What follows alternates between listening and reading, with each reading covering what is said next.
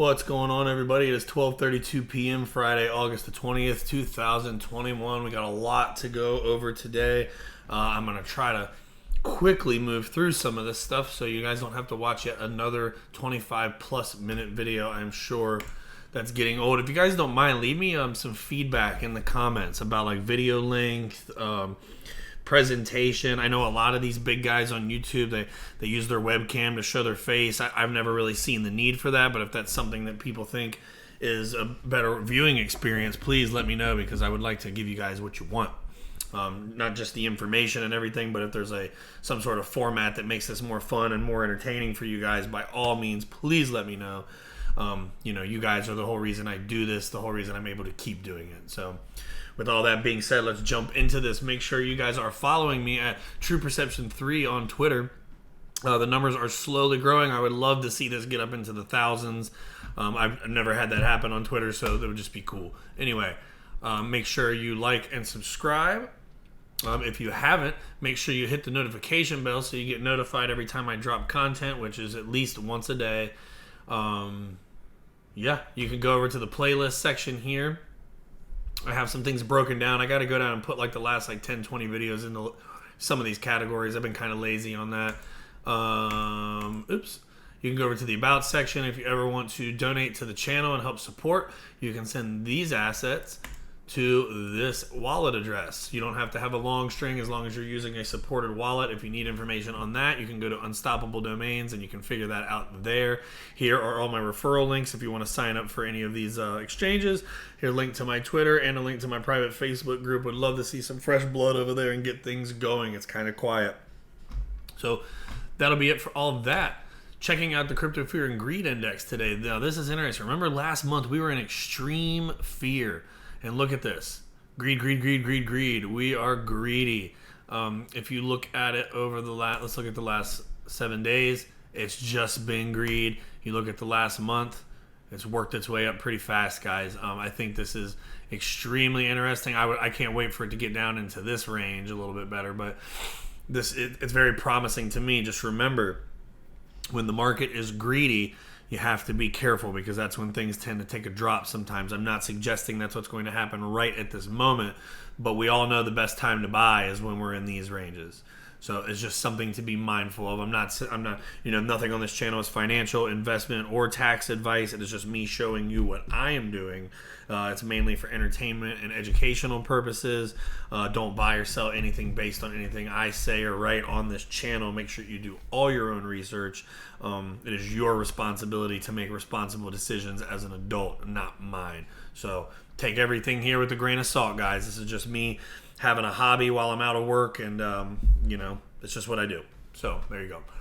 Jumping into some TA, since we skipped over this stuff yesterday, we've been waiting for some more assets to break out into all new highs, and looky here, we got Cardano has broke its all-time high and is going into the price discovery realm. It's kind of hovering right above the all-time high right now, but I'm telling you, typically when these things happen, it got all the way up to almost 260.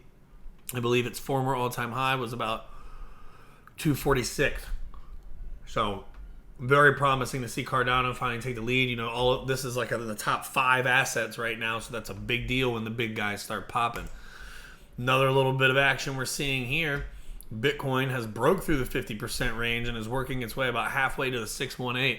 As we know on this channel, this is where all the action happens. This is where the biggest changes tend to take place. So we're obviously paying attention to that, but it is very promising to see it approaching there. If you drop your fib levels back down to where it actually capitulated, which maybe I'll leave this here for the next few days until we break through, we are almost at the 702 and have broken the 618, where we were actually battling between there and the 50%. So that makes it seem even more promising when you look at that. Continuing on with that theme, here we have Ethereum, got distracted. It is bouncing between the 50% and the 618, has been for the last few days. If you break this down into the more capitulative moments, I guess you could technically come down to here, but I don't like that. We'll just leave this here. As you guys know, I don't really prep these videos besides getting the content together. I like to read some of this stuff with you guys. I don't really have the attention span to do this multiple times, so sometimes it's a little unorganized. I do apologize. Here we have Solana, which has been doing this for days. It's still hanging out up here. This thing's raging, guys. Another one that's fantastic to see. Going over to the total altcoin market cap, this is the entire crypto space, Bitcoin and everything. As you can see, we have broken through the 618, and we are approaching the 702 as we speak. So things are heating up, guys. This is looking very promising. Obviously, I don't do price predictions, price calls, or any of that type of stuff. But we're going across the board looking at the entire space, and we're also looking at some of the biggest cryptos on the market. None of the stuff that I'm looking at is down in the like 1200s. I mean, I don't look at anything that's not in the top 100 anymore, and most of these are in the top 50. So take that for what it's worth. Going over to the total altcoin market cap, excluding Bitcoin. So this is the altcoin market cap, guys. What have we been talking about? We blasted right here. We got into the 618 and we got rejected, came down, hit it again, hung out at the 50% range, came back up, hit it. Now we've penetrated it and are hovering right below it. So this is very, very promising to me as well. This is what we're waiting for. This, like I kept saying, Action Jackson. This is all right in here, guys. So make sure you're paying attention. Anything can happen right now. I still, of course, I'm not calling an actual price, but I still think we are going up into like this range. I would love to see this market get closer to $3 trillion as a whole before I have to make any decision. That's what I'm hoping for anyway. We will see. You know, market sentiment and other things around the world can have massive impacts on this stuff out of nowhere. Looking over the XRP chart, we can see when you pull from the capitulative moment, we have rammed into the 702, rejected back down to the 50, and now we're working our way back up. We are above the 618 and heading towards the 702 again. If you go over on BC Backer's page, which I hope all of you guys are subscribed to his channel, he is the best TA guy in the game, albeit a little bit conservative, but I think that's a good thing. Some of these guys that are saying, you know, $5,000 XRP, this market style, do not listen to those people, guys. I mean, that's not financial advice. That's just common sense advice. It's not going to, I don't know. I'm not going to say it's not going to happen. I'll probably lose viewership if I do that. But I do not believe that XRP is going to thousands of dollars this market cycle. I'm not saying it's not ever going to happen. Bitcoin's almost $50,000, guys. I at one point held thousands of Bitcoin for under $5, and I'm not even going to talk about it because it makes me extremely upset. Kind of want to smash my face into my monitor every time I think about it. But my point is, this market cycle, crypto has historically ran in 4-year cycles. You had 2013, 2017, 2021's coming to an end, guys. Usually things don't deviate too much historically, although I will say, with everything, the adoption and everything going on around the world, I think this thing could really rip in the near future, but I'm just going by history and everything like that, you know. So enough of that rant. My point with BC Backer was he was saying he expects to kind of consolidate in this range potentially for a couple weeks before either popping off or rolling over, and he's also betting on it going up. So I think he's calling for $10 to $13 XRP this market cycle, which I would love to see. Going over to the XDC price chart, who we are also going to cover a little more in depth with about R3 when we get down into some of these articles. It has blasted through the all-time high. So you get over here, broke all-time highs here, kind of consolidated still above the previous all-time high, and now it is breaking into new all-time highs. This is extremely positive and bullish to me. It is encouraging.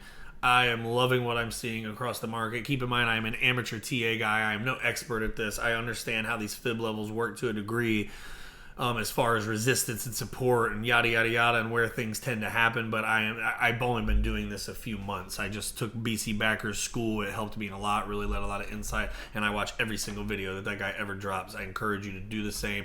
Make sure you let him know in the comments that True Perception Investment sent you over. Excuse me, I had to hit the old ginger ale. Let's get into some news, guys. BlackRock, the world's largest asset manager, has invested $382 million into shares of Marathon Digital Holdings and Riot Blockchain for mining, guys. For Bitcoin mining. So just think about that. I'm not even going to go over the article. Just think about what that means. That's that's a third of a billion, almost $500 million being spent on Bitcoin mining by one of the largest financial institutes in the largest asset manager in the world, guys. That is a big deal. You think Bitcoin's going away? You think Bitcoin's going to zero anytime soon? I don't know. PayPal and Ripple client Flutterwave have cut fees for cross-border payments in Africa. That is interesting. PayPal is offering discounts to RippleNet clients. Within this promotion, PayPal and Flutterwave are enabling participating merchants to obtain $500 worth of receipts via PayPal free of charge. In other circumstances, merchants would be charged 4.4% plus a 30-cent per transaction. This rebate will be active for 60 days, and merchants will not pay any fees for their first $500 worth of international payments.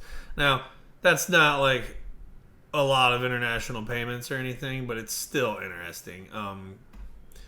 You sing PayPal and Ripple together. I mean, I love it. And like I said, I always tie this stuff into Elon, guys, where the Internet of Value, Starlink, and everything that's going on there. I think Doge, Bitcoin, and all this other madness, I think a lot of it is a distraction for what is really going to happen. We're not going to go down the rabbit hole because we got too much to cover, but this was actually a really cool article. Let me just make sure I have it popped up so I can link you guys to it.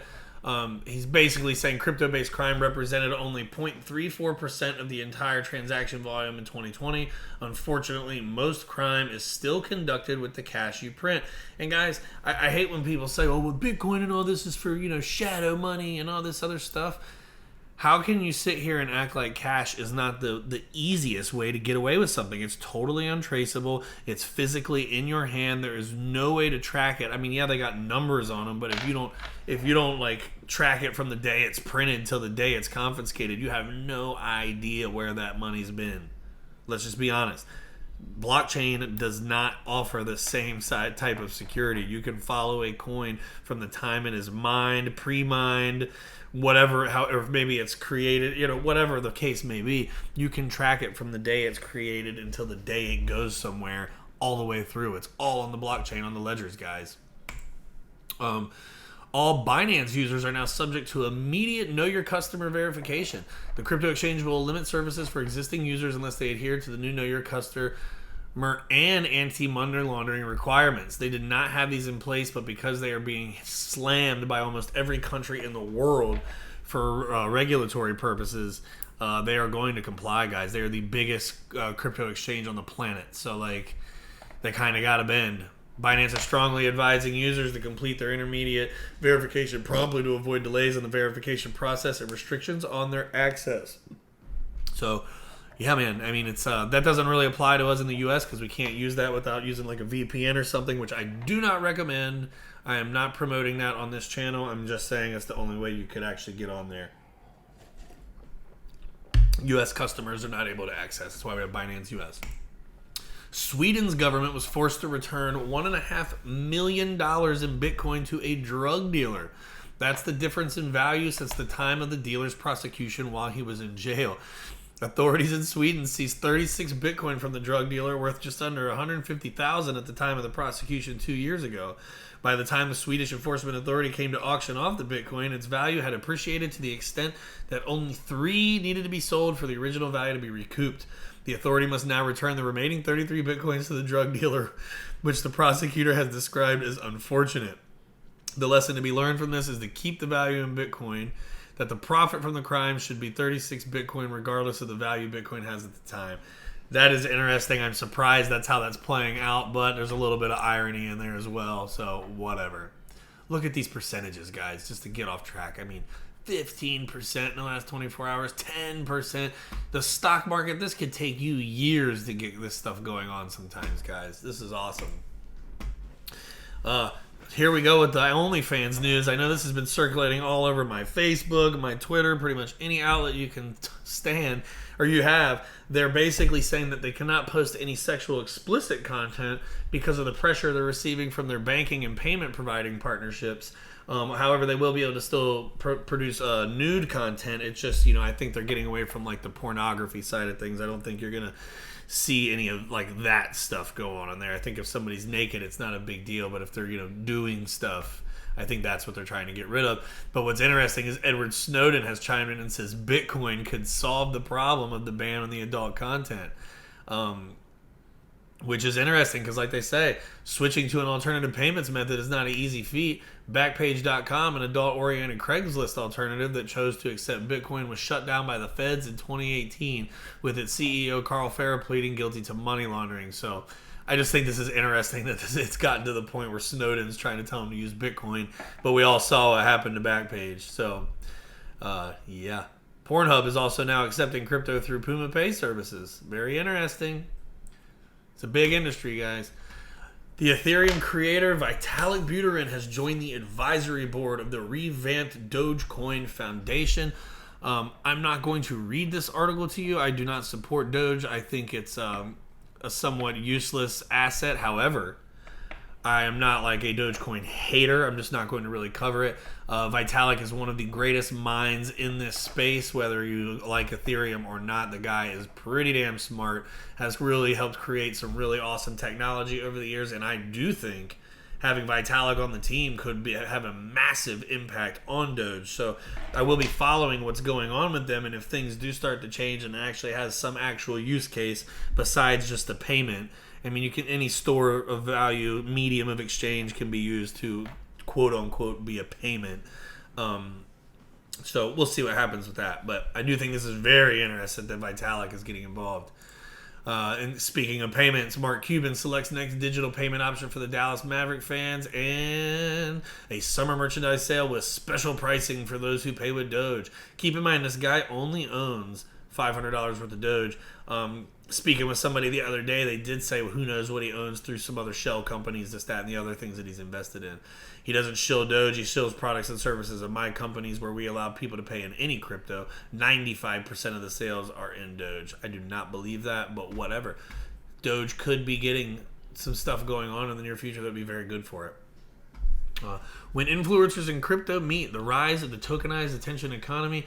It's a pretty interesting thing. It talks about, the growth of the crypto influencers through Twitter, TikTok, and YouTube. You got an endless stream of crypto-specific influencers promising to demystify digital assets for the masses, and for the most part, they have made good on that promise. These influencers are redefining how young audiences get their financial news and analysis, but not advice. The crypto economy is perfect fit for this new media influencer model because it respects passionate, individualized commentary. Crypto enthusiasts are self-made, independent, and they want their news and entertainment to follow suit. I think that is extremely true. They're talking about some of these new people. Of course, they got BitBoy, who has just recently got extremely bullish on XRP. TikTok is a great... I don't do TikTok, guys. I'm almost 40 years old. That is not for me. I don't know. I'm not going to get into that, but... The tokens fans want is fan tokens, and it goes into a lot of this stuff. It's a very interesting article. I'm not going to cover it too much. Make sure you guys read it, though, because it is interesting. I mean, if you're interested in this stuff anyway. Missouri mayor wants to give every resident $1,000 in Bitcoin. This is very interesting. Cool Valley, Missouri mayor is raising funds to give every resident $1,000 worth of Bitcoin. Residents would receive Bitcoin on a vesting schedule and be unable to sell it for a number of years. He plans to give all the town's 1,500 residents $1,000. Look, it's digital gold. I would like to see every single household in my city receive some level of Bitcoin, whether it be 500 or 1,000. I have some very supportive donors who have agreed to match any money that I raise up to several millions of dollars.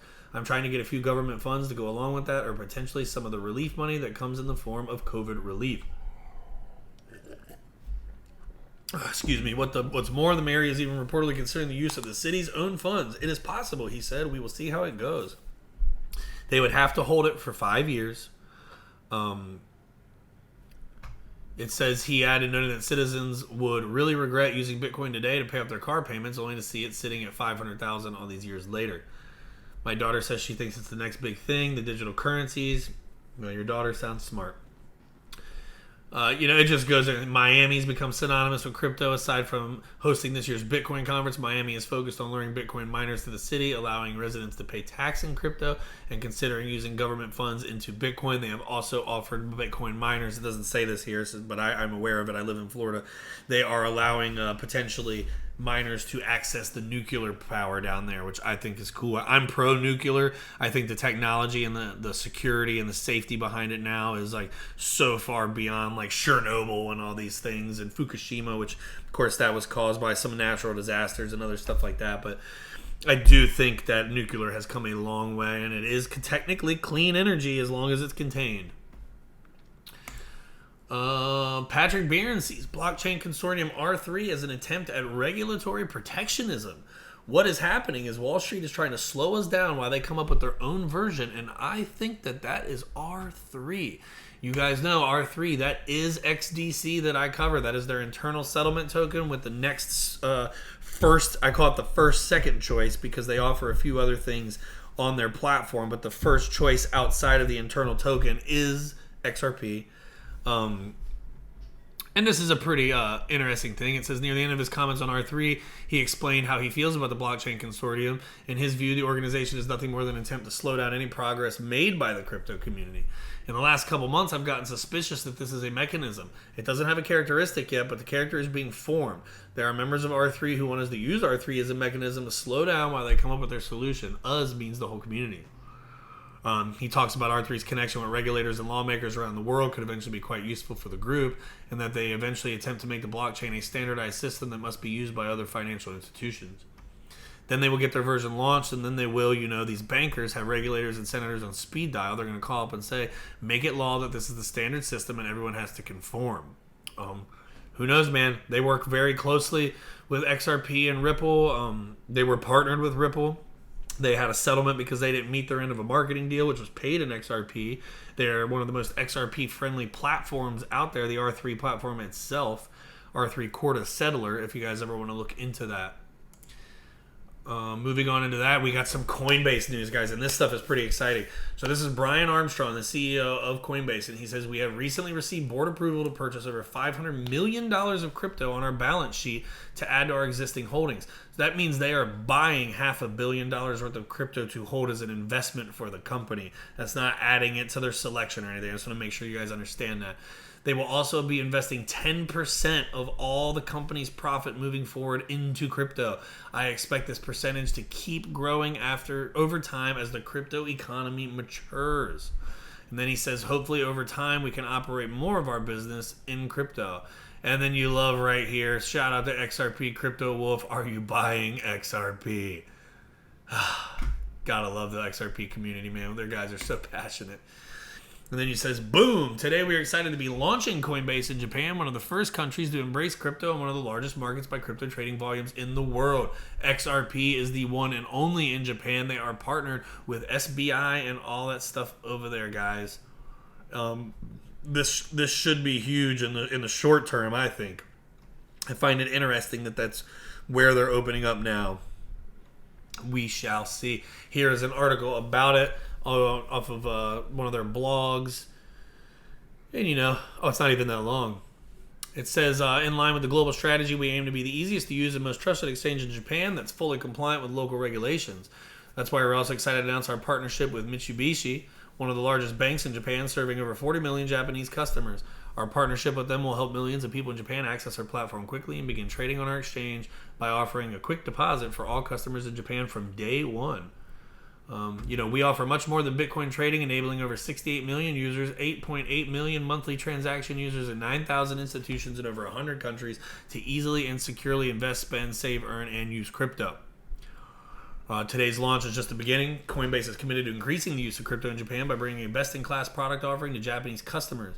We will be launching retail products first, including a suite of 5 top assets based on trading volume, and we'll add more assets and products in the coming months. We also plan to introduce more localized versions of globally popular services such as advanced trading, Coinbase for institutions, and more in the future. XRP, relist it, guys. Come on. I know it's going to be on this platform. There's no way. And then they did post this, and the translation was, to the moon. Coinbase to the moon, guys. We will see what happens, man. What is going to happen with XRP? I got a feeling that this timing and everything of this, kind of with the suit going on and everything else, I just think it's interesting. It's pure speculation on my end, but we'll see what happens. Speaking of XRP, we're going to get into just a brief little bit of news about that. John Deaton says, you cannot make this shit up, and he is right, because Mr. Anti-Crypto himself is now making a fortune on crypto. And what he's talking about is the irony. After suing Ripple, Jay Clayton joins a $2 billion firm that supports XRP, guys. And they're talking about FireBlocks, a digital asset service provider that supports hundreds of digital assets, one of them being XRP. How can there not be conflict there for his new employer? I mean, it just blows my mind. Here's Forbes covering some of it. It's an Israeli-based company. I didn't really read this article, but I'm sure it's got some interesting information in it. I just wanted to include it so we could grow. One of the last things the President's Working Group did while I was at the SEC was a report on stablecoins. The considerations for stablecoins, including such as when a stablecoin would not be securities, and then continuing that type of interagency work would be something useful to our overall financial ecosystem. I hope the progress continues. Here it says here, Clayton was preceded by former Commodity Future Trading Commission Chair J. Christopher Giancarlo, who went from making regulations around the classifications of digital assets to writing a brief on behalf of Ripple, the largest holder of XRP, which is currently being sued by the SEC in December of 2020 for an alleged $1.3 billion worth of unregistered security sales. He is also a co-founder of the Digital Dollar Project, an initiative that seeks to promote research into the creation of a sovereign digital currency in the U.S. There's a lot of stuff going on behind the scenes right now, guys. Crypto's not going anywhere. When you see all these regulators running around, hopping over here, dancing over there, this thing is going to take off. Going into this more, here are some of the best lines from Law 360 on FireBlocks. While chair of the SEC, Clayton oversaw a crackdown on ICOs, with the agency frequently taking the stance that the offerings were unregistered security sales. One case that's ongoing from the Clayton era is the SEC action against Ripple Labs, which has evolved into a heated court battle that's being closely watched by the industry and the entire world, guys. A key question in that case is the distinction between digital assets that are labeled securities and cryptocurrencies like Bitcoin and Ethereum, which have not been officially deemed securities. A well-worn critique among crypto market participants and even some regulators is that the SEC during Clayton's tenure failed to provide detailed guidance. Current SEC Chair Gary Gensler pushed back on that assertion at a recent panel discussion, saying that he thinks the agency and Clayton himself in a 2018 congressional testimony have been awfully clear on the matter. As Rosalind Layton has reported, the evidence that has come out already in the Ripple case shows that this notion of clarity or fair notice from the SEC has been a farce. Millions of investors Clayton harmed should let him and his new employer know. Here is FireBlocks appointing former SEC Jared Clayton to their advisory board. Guess one of the companies FireBlocks is using for the tokenization of blockchain support? Ripple. And there's R3, guys. Bloop. And there's Ethereum too. But you got R3 or Ripple and R3 are right there for you to see, guys. It's XDC and XRP. I'm telling you, they're two of the things I'm the most bullish on. Then this was interesting too. The crypto law. This is John Deaton's business page, or whatever you want to call it. It says here, the identities of Director Hinman's private practice clients and of third parties that chose to discuss their business plans with the SEC to ensure compliance with the federal securities laws are not relevant to any issue in the case or to the court's resolution of the defendant's motion. By contrast, revealing the identity of businesses that have had discussions with the SEC could deter these and other businesses from talking to the SEC, and revealing the identity of Director Hinman's clients could deter people from choosing to serve as a high-ranking government official. And that was on my birthday, guys. Turned 35 that day. And then you have this. Income that Hinman reported in 2018 while he was at the SEC. Almost $4 million from a firm pension plan and a partnership income from Simpson, Thatcher, and Bartlett while there, part of the Ethereum Alliance. Any questions, they ask? I got a lot of questions. This was interesting. Digital Asset Investor put this out. This is a fact that this person on Fox Business interviewed the SEC chairman, asked about crypto without asking anything about the Ripple case or how the SEC has given Ethereum a free pass after having an ICO, one of the biggest in history, and while going after XRP, which had no ICO, but it was pre-mined. So there's a little bit of conversation they've had there. The world is watching. Be a hero and retweet, which, as you can see, I already did. Let's just watch this video. DAI always puts some good stuff together. And yet the regulatory framework is still unknown. Tell me about the regulatory framework as you see it developing for crypto. Well, I think parts of it are quite clear. If you're offering something to the public and they're looking at it to try to make a profit based on your efforts, that's most likely a security, and the Supreme Court's spoken about over the decades. Come in, talk to us, get registered. But and they want to invest into Ethereum, how can, first of all, how does that work? I mean, when you guys were going to launch in February, now it's been put right. forth, you know? So it's not the launch that we have. So we are going to start the Ether pre-sale in a couple of weeks. So the Ether pre-sale will be an opportunity for anyone to purchase Ether. For Ether is the internal currency inside of the Ethereum system, sort of like the XRP and Ripple. Now, is there a big window of opportunity for people to get in, or is there just like a one-day opportunity? No, it's something we're thinking of. It might be 45 days, it might be 30, it might be 60 days. Okay, so there's plenty of time. Have sort of an incremental thing, so the earlier you go in. The earlier you get in, the better a price you get. How he tested his core, 3-part test, but how he tested, did you give somebody money in anticipation of profits on their efforts? Now, usually there's a handful of people at the center of these XYZ project or ABC project. I'm not going to use names. There's usually a handful of entrepreneurs and technologists that, in effect, the investor is hoping those people do well. So that means anticipation of profits on the efforts of others. I think it's kind of just like reasonably clear. I would say very clear. Oh, Gary. It's like, get with the times. The crazy thing is, man, is this guy is an MIT blockchain professor, so he's not stupid. It's just, he's a Goldman guy. He worked at Goldman for years. I don't know. I'm not going to get into it. I'm getting upset. Let's move on. This was posted by John Deaton. We're not going to watch this video because it's only a minute long, but whatever. We're not going to watch it anyway. But the point of it is that every exchange in the U.S. should be hoping that Ripple and the XRP holders are successful in defeating the SEC government's claims that XRP is a security.